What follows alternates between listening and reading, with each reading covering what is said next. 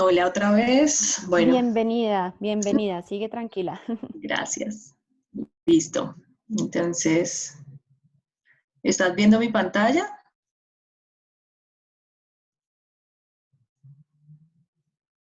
Sí, sí se puede ver la pantalla. Perfecto. Vale. Bueno, entonces, bueno, para terminar, digamos, de cerrar la pregunta, como es una prueba rápida, de toma de decisiones rápida, entonces sí, se hace muy pronto. El protocolo dice minuto y 5 minutos, ¿sí? Entonces, evaluar el tema. Si al minuto nos da mal, tenemos que actuar de una vez, ¿sí? A los 5 minutos, bueno, ya, o sea, obviamente ya nos cambia el nivel de riesgo del paciente, ya tenemos que cambiarlo a otro nivel de cuidado a ese bebé. Bueno, vamos a hablar un poquito acerca de las ayudas paraclínicas que tenemos. Una de las ayudas, digamos, más importantes está en la medición hormonal. Los progestágenos es una de las ayudas que nosotros tenemos como clínicos para poder evaluar el estado de esa gestación y el estado de esa placenta. La placenta, les voy a mostrar ahorita la ecografía, que si bien ahorita les mostré algunos hallazgos que son claramente diagnósticos de problemas de placenta, tiene una sensibilidad y una especificidad baja para diagnóstico de placentitis. Entonces, otras de las herramientas que tenemos son las mediciones hormonales. Dentro de las mediciones hormonales están los progestágenos. Acuérdense que hacia el final de la gestación, bueno, hacia el último tercio de la gestación, el que toma, digamos, la batuta de mantener la gestación es la placenta. La placenta va a producir la pregnenolona, que es, digamos, el progestágeno que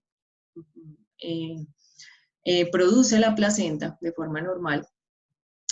Y donde en una placenta normal se va a producir un metabolismo normal a otros subproductos que son el alfa-pregnanis y la progestina, que son los que vamos a nosotros evaluar o podríamos evaluar, digamos, o han reportado para determinar unos valores normales hacia el final de la gestación, ¿cierto? ¿Qué pasa entonces cuando hay una placenta enferma? Entonces, nuestra pregnenolona que se está produciendo no va a tener este metabolismo normal hacia el alfa-pregnanis y ni la progestina. Y lo que vamos a tener es que hay una interrupción de este proceso y vamos a tener unos niveles muy bajos de estas progesteronas que son biológicamente activas a nivel sistémico de la yegua, ¿sí? Entonces, lo que vamos a ver es que va a haber una reducción de estas progestágenos específicos y lo que vamos a tener es un aumento de estos progestágenos que todavía no están procesados, pero vamos a tener un incremento muy marcado. Entonces, cuando nosotros medimos, no sé en sus países, pero acá en Colombia tenemos una limitación y es que todavía no tenemos el montaje de estas pruebas específicas para progestina, para alfa-pregnanis, y si no tenemos es un paquete de progestágenos. Entonces es lo que nos entrega a nosotros el laboratorio. Bueno, entonces lo que nosotros vamos a ver es que esta pregnenolona va a estar aumentadísima a nivel sanguíneo, porque no va a tener este proceso de metabolismo en la placenta. Entonces lo que vamos a ver son altos niveles de progestágenos circulantes en la sangre de la yegua. Entonces, este es uno de los, digamos, indicadores paraclínicos claros que nos pueden dar indicios de que la placenta no está generando sus procesos metabólicos normales. La podemos evaluar como un órgano que tiene funciones y esas funciones, porque está enferma o porque está siendo insuficiente, no está cumpliéndolos a cabalidad. Bueno. ¿Qué otra herramienta tenemos? Los estrógenos. ¿Listo? Entonces, los estrógenos, de forma normal, entonces las gónadas del feto, vamos a tener los esteroides C19 que van a producirse si las gónadas del feto están creciendo y se están desarrollando de forma normal, ¿listo? Y estos se van a empezar a producir hacia la segunda mitad de la gestación. Estos esteroides, la placenta también va a tener una función metabólica sobre estos esteroides y los va a convertir en estrógenos. Estos estrógenos, entonces, obviamente, se van a poder medir tanto en sangre como en orina en las yeguas. Cuando están bajos, estos niveles va a indicarnos que hay problemas de estrés fetal o de hipoxia fetal, o que esta placenta efectivamente no está cumpliendo con sus procesos o sus ciclos metabólicos de forma normal, ¿vale? Espero haberme podido explicar, porque esta parte es clave para entender cómo se va a manejar o cómo entendemos la dinámica hormonal de estas gestaciones. Acá hay varios estudios que pueden ustedes consultar con respecto a los cambios en los perfiles hormonales de gestaciones con problemas. Bueno, este es un estudio muy bonito sobre 459 yeguas y evaluaron las hormonas fetoplacentarias para detectar el compromiso temprano de la gestación. Entonces, fíjense que en las barritas negras, para que ustedes también las analicen junto conmigo, entonces las barritas negras son las barritas de los animales que se perdieron, de las gestaciones que se perdieron. Entonces, ustedes pueden ver, tuvieron un pico, igual que los animales normales, pero después de cierto momento de la gestación, entonces después más o menos, ya en el último tercio de la gestación, tuvieron un descenso muchísimo más marcado, muy significativo entre el día 260 y 280. Muchísimo más significativa la diferencia entre el 281 y el 300 de gestación. Entonces, fíjense la diferencia tan marcada de la caída abrupta de estos estrógenos. ¿Por qué? Pues porque el feto está teniendo estrés fetal, está teniendo un desarrollo y una producción normal, y aparte la placenta no está cumpliendo con su función normal de hacer esta conversión a los estrógenos, y por ende se va a ver reducidos estos niveles en sangre de la yegua. Con respecto entonces a los progestágenos, entonces los progestágenos van a tener una curva normal de incremento hacia el final de la gestación. Entonces, fíjense que acá van subiendo nuestras curvas en las gestaciones normales, pero en las gestaciones anormales, las gestaciones que no van bien, las gestaciones que se perdieron, entonces fíjense que el incremento de estos progestágenos a nivel circulatorio sí son significativamente superiores. Entonces ahí están dos pistas que pueden ser muy claves para hacer el diagnóstico de estas anormalidades de la placenta y efectivamente poder hacer un manejo oportuno de ellas. Bueno, acá está un poquito de la tabla que les había prometido ahora de la sensibilidad y la especificidad del ultrasonido versus algunos perfiles hormonales. Dentro de esos está la medición de las progestinas.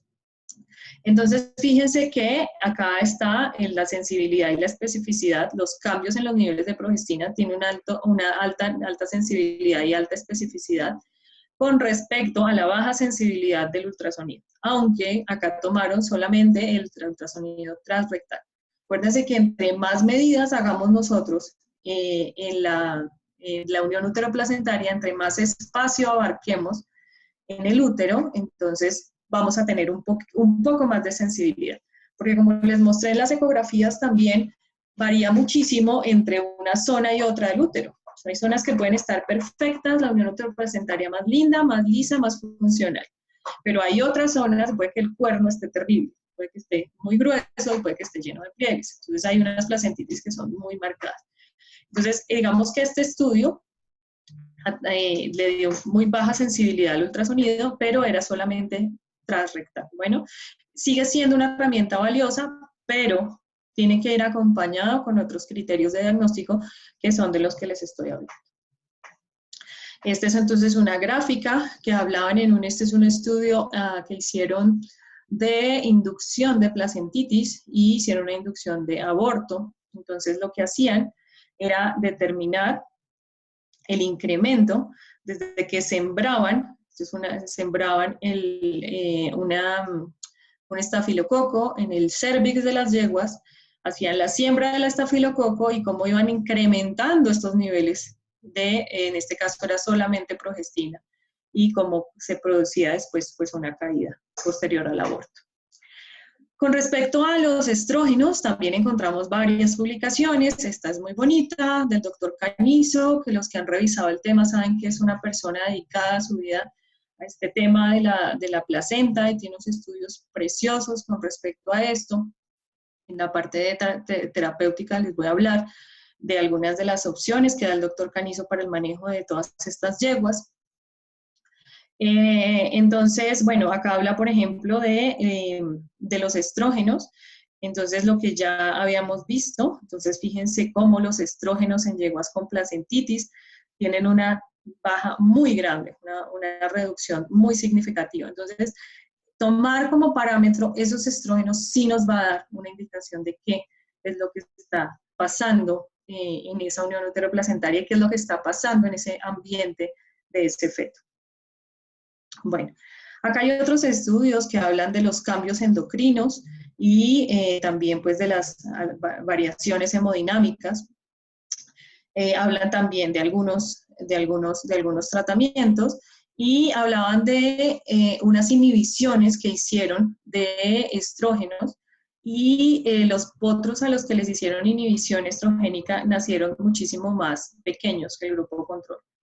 El tema es los estrógenos o los niveles de estrógenos son muy importantes para el desarrollo fetal. Y no solamente importantes para el desarrollo fetal, sino también son importantes para el estatus neurológico. Acuérdense que también hay unos estudios, creo que no está en esta presentación, pero hay una fuerte relación o un fuerte compromiso de los niveles hormonales con respecto a sus funciones neurogénicas. Altos niveles de progestágenos están relacionados con una menor función cerebral en los fetos. Y todo lo contrario, los niveles de estrógenos, altos niveles de cortisol y estrógenos están relacionados con una mejor función cerebral en los potros. Entonces, esto es importante, ¿sí? Entonces, fíjense que acá, por ejemplo, en este tema, que hacían unas inhibiciones o unas supresiones de los estrógenos, también afectaban a los fetos. Pero acuérdense que hay una función neuroactiva importante de estas sustancias. Hay otros biomarcadores. El alfa-fetoproteína me parece que es muy promisoria. También es un estudio que hizo el doctor Canizo. Esta alfa-fetoproteína es un indicador también, me parece que confiable. Lo que ha mostrado él es muy promisorio en yeguas con placentitis inducida.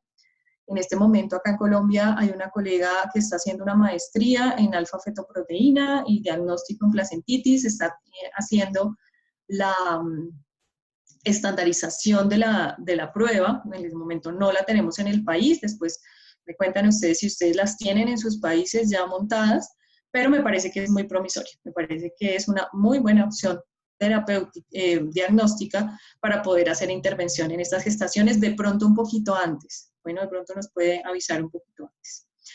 Otras sustancias, bueno, que se han estudiado mucho, el amiloide sérico A, la aptoglobina, que ha determinado también el doctor Canizo, que se aumenta en placentitis inducida. La proteína C reactiva la utilizan en humanos en coriamnionitis, entonces también es una de las cosas que uno de los indicadores que podemos tener en cuenta. Esta gráfica se la pongo pues porque obviamente me gusta mucho porque es como la forma en la que se mueven las proteínas inflamatorias en cualquier proceso inflamatorio. El problema es ese, digo yo. El problema es que con cualquier proceso inflamatorio vamos a tener una respuesta de proteína C reactiva, de amiloide sérico, y entonces son proteínas que no son específicas. Por eso me parece que efectivamente la alfa-fetoproteína y temas hormonales son mucho más sensibles y más específicos para detectar algo en placenta. Es más, si ustedes se ponen a buscar información sobre amiloide sérico, pues amiloide sérico va a aumentar en cualquier proceso inflamatorio. Fíjense la curva que tiene, es un indicador muy temprano de proceso inflamatorio, pero se va a producir enteritis, en sepsis, se va a producir en cualquier cosa, no es algo específico de útero. Bueno, hasta hay estudios de amiloide sérico en gingivitis, ¿sí? En humanos. Entonces, sí es una proteína de inflamación, estamos todos de acuerdo, tiene una curva muy temprana, igual que la proteína C reactiva, pero es inespecífica de útero. Bueno, acá están el resto de las proteínas, cómo se mueven con respecto a los procesos y a los ciclos inflamatorios. Bueno, hay otros indicadores, estos sí no están tan relacionados con procesos inflamatorios, sino que este grupo de estudio lo intentó hacer algo de valor predictivo del líquido amniótico. Se los nombro porque está, digamos, dentro de las cosas que se hacen. Entonces se intentó determinar cuadros de viabilidad fetal y madurez fetal con unos indicadores de líquido amniótico que se utilizan mucho en medicina humana, que son la relación lecitina-esfingomielina. Entonces hicieron amniocentesis y determinaron las relaciones lecitina-esfingomielina y el recuento de cuerpos lamelares en líquido amniótico. Y determinaron efectivamente que había una relación lecitina-esfingomielina reducida y síndrome del distrés respiratorio del recién nacido. ¿Qué problema tiene? Que por el tipo de placentación de los equinos, porque ella depende de la superficie de contacto del endometrio, pues si nosotros producimos un proceso inflamatorio, es más fácil que haya algún problema con respecto a los humanos. Acuérdense que los humanos tienen una placentación que es sectorizada, supremamente invasiva, pero pues tiene una zona donde uno puede perfectamente hacer procedimientos hasta cirugía. En equinos no pasa eso, por el tipo de placentación. Entonces, digamos que se los nombro, pero en mi opinión personal no me parece viable como indicador. Este es un artículo que quise ponerlos de complemento por el tema digamos, de mucho miedo y muchas prevenciones que hay con respecto al uso de corticoides. Este es un estudio que hicieron una administración, una suplementación de dexametasona en yeguas gestantes y encontraron varias cosas. Encontraron uno, que los potros que se les había suplementado esta dexametasona presentaban signos de resistencia periférica a la insulina. Las placentas sí eran de menor tamaño, pero no afectaba la biometría del feto. O sea, cuando los potros nacieron, las yeguas que fueron suplementadas no tuvieron diferencias en peso, en alzada o alteraciones anatómicas con respecto a las que no fueron tratadas. Lo que sí encontraron es que podía tener algo de alteración de la función pancreática, algo de alteraciones no tan significativas en la función pancreática después de algunas semanas de vida del potro, a las 2 semanas de vida del potro. Entonces, digamos que es interesante. Yo no la utilizo,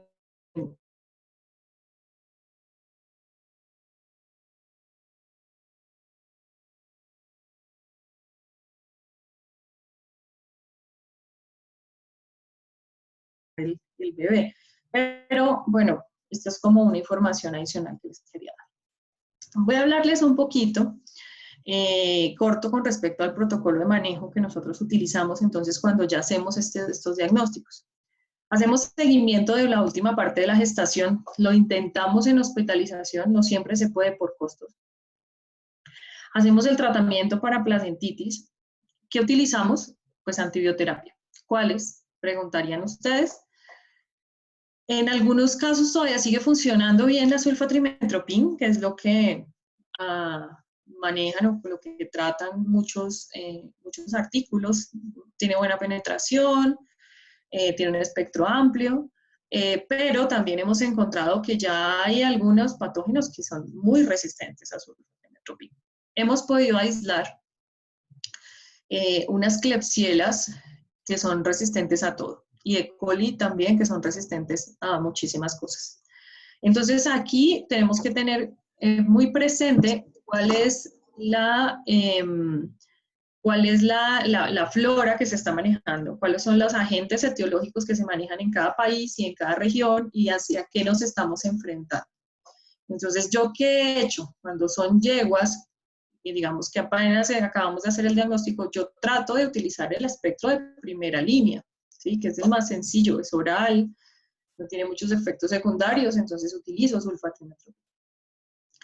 Cuando ya son yeguas que no han tenido una buena respuesta o son yeguas que ya han tenido cuadros recurrentes, entonces no lo utilizo. Yo me voy por la combinación beta-lactámico más aminoglicosio.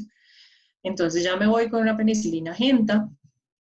Muy importante porque estas klebsielas son sensibles todavía a los aminoglicósidos. Entonces es importante, pues por lo menos que sepan que acá en Colombia está circulando en los úteros de estas yeguas unas klebsielas que son fuertes, que no están y que tienen buena respuesta, por lo menos por ahora, a los aminoglicósidos, por eso nos toca manejarlos con cuidado y con responsabilidad.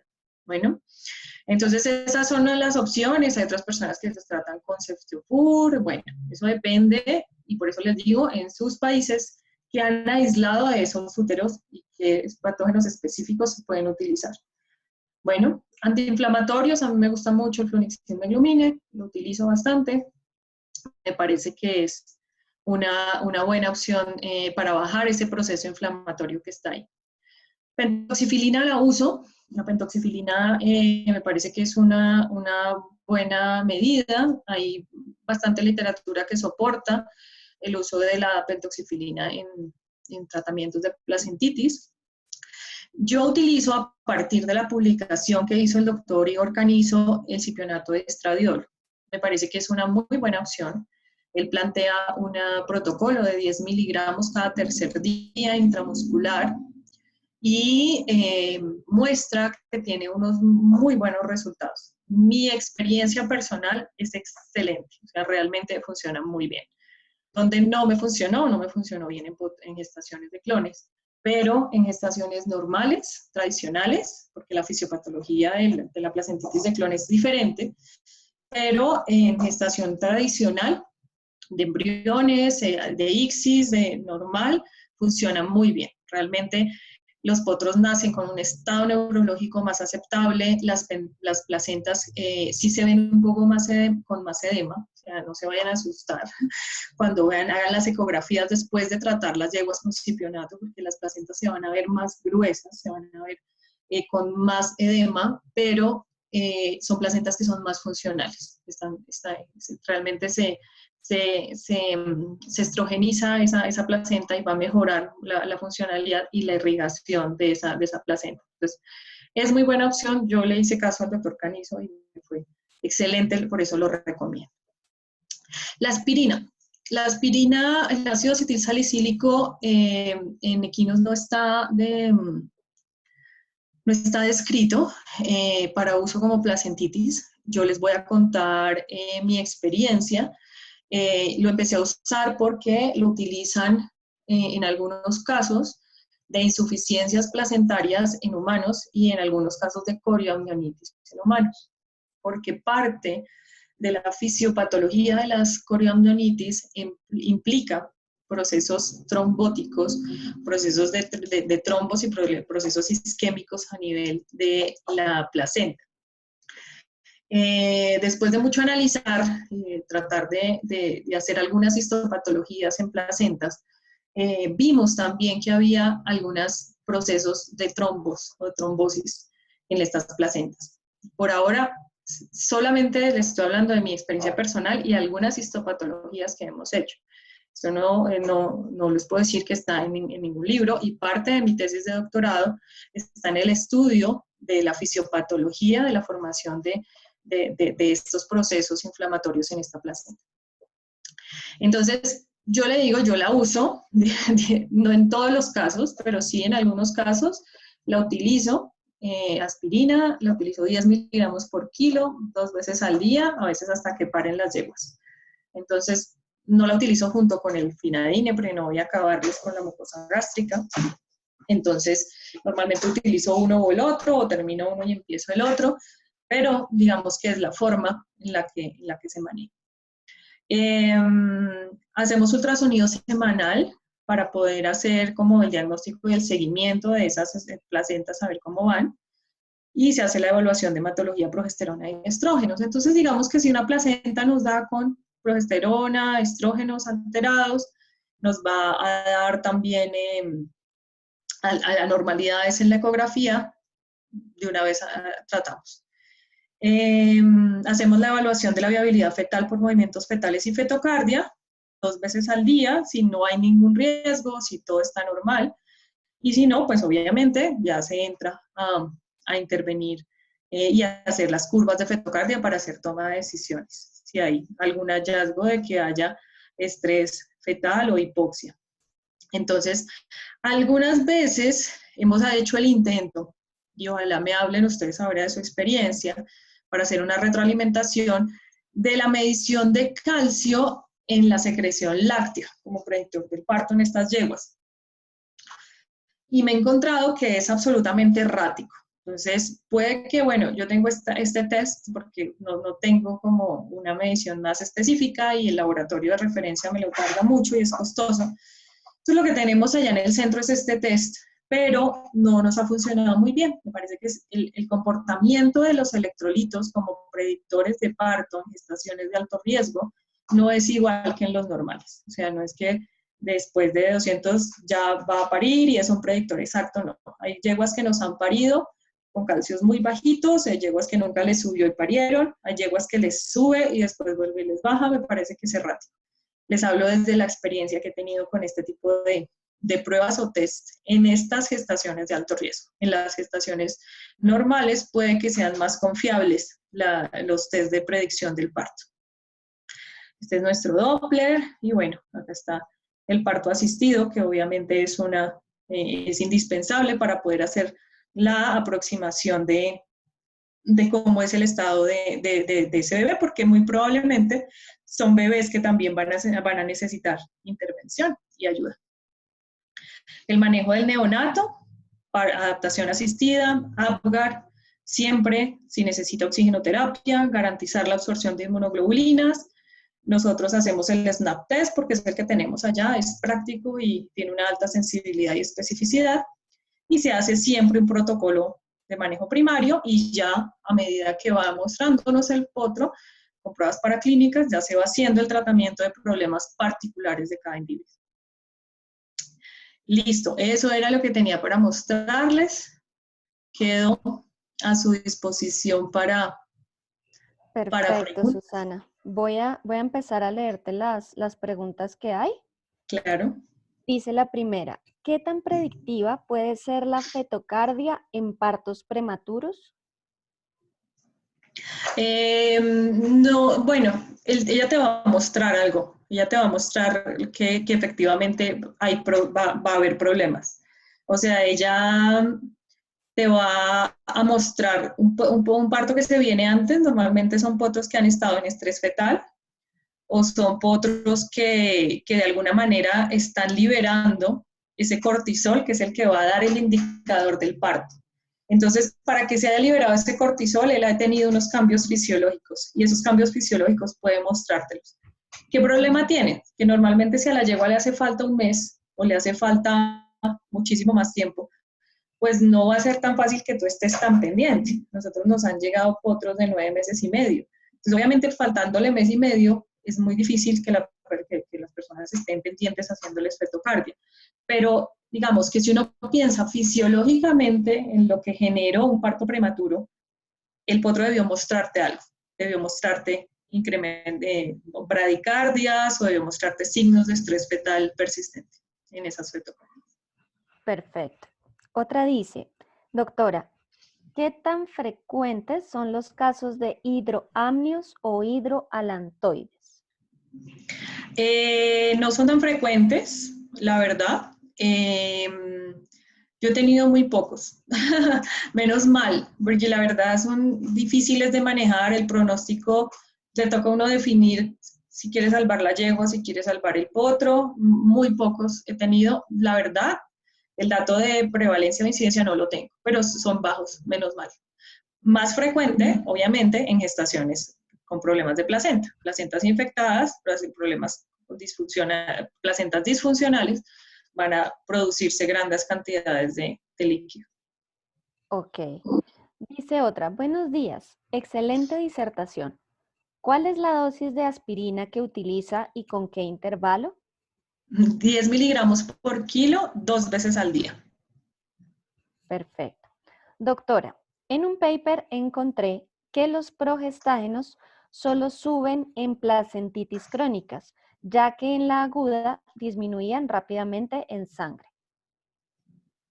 Así es. Sí, sí, tienes razón. Hay en uno de los estudios que yo te mostré que hacía una curva de incremento muy marcado, pero normalmente sí necesita un tiempo, no necesariamente crónica, pero yo te digo, si es una placentitis, digamos, hiperinvasiva que te va a hacer abortar en 8 días, no lo vas a ver en progestágenos, ¿sí? Lo vas a ver en cuadros que por lo menos lleven 2 semanas de proceso, porque ahí ya va a haber algo de disfunción de la placenta. Pero sí, tiene lógica la pregunta y está bien. En placentitis muy agudas no lo vas a ver. Ok. Otra pregunta dice, ¿qué se evalúa en la estrella cervical en el ultrasonido? Mira, estrella cervical puedes evaluar que esté pegada, o sea, que esté adherida a la placenta, a la estrella, no que esté, digamos, suelta como les mostré, que haya una separación prematura de la placenta, como les mostré en una de las diapositivas. Evalúas que no esté, pues que no haya edema, que no haya lagunas. En algunos casos, cuando son placentitis ascendentes, tú ves unas lagunas de líquido fuertes ahí en la estrella cervical, ¿cierto? Y aparte tú puedes evaluar cervix y ves que el cervix está abierto y ves también secreción en el cervix. Sobre todo cuando son placentitis ascendentes, que no son necesariamente las más frecuentes, les digo por experiencia. Hay algunos casos de placentitis ascendentes, pero no son las más frecuentes. Hay algunos casos que son más frecuentes las placentitis de cuerno y cuerpos, más de cuernos, ahí, por eso son más difíciles de detectar. Ok.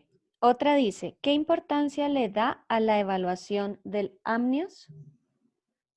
La evaluación del amnios lo mido, bueno, medirlo es importante para determinar de pronto que no haya hidroamnios. También que esté muy pequeño, o sea, que tampoco haya tanta producción de líquido amniótico, entonces que sea un potro que esté seco, ¿sí? Completamente seco y los ve uno, sobre todo en placentas insuficientes, placentas muy delgadas. Entonces esas placentas que son tan delgaditas, que no están produciendo, que no se está generando tanto líquido amniótico, entonces cuando uno ve, hace varios cortes y el feto pegado al amnios, entonces he visto yo que estas cosas sí ayudan muchísimo a la pentoxifilina. Mejorar un poco esa calidad reológica y esa ayuda a mejorar esa calidad y cantidad de líquido amniótico. ¿Qué otra cosa de pronto se les habló en el transcurso de la charla? El sedimento, que haya también partículas, digamos, flotando en el líquido amniótico, esto es importante, que no haya toda esta cantidad de partículas que puedan indicarnos de pronto que haya defecación o que haya demasiado estrés fetal. A uno le toca hablar, le toca tener en cuenta obviamente absolutamente todo. Ok, tengo otra antes de una intervención que quiere hacer un colega y que dice lo siguiente. Buenos Sí. días, gracias por la charla. ¿Podría mencionar algo acerca del uso del score séptico para animales donde ya no es útil el test de Apgar? Claro, sí, yo lo utilizo mucho, o sea, el sepsis score, tanto el sepsis de pronóstico que desarrolló la Universidad de Ohio con el doctor Toribio, como el sepsis score, yo la verdad lo utilizo muchísimo. Yo tengo la app y todo el tiempo la estoy corriendo. Yo soy de las personas que trabajan en neonatología, que todo potro es séptico hasta que se demuestre lo contrario, entonces siempre lo tengo dentro de los diferenciales. Una pregunta voy a hacer yo, ¿puede ser? Claro. En realidad quiero consultarte y a ver cuál es tu opinión. Sí. En algunas situaciones, acá,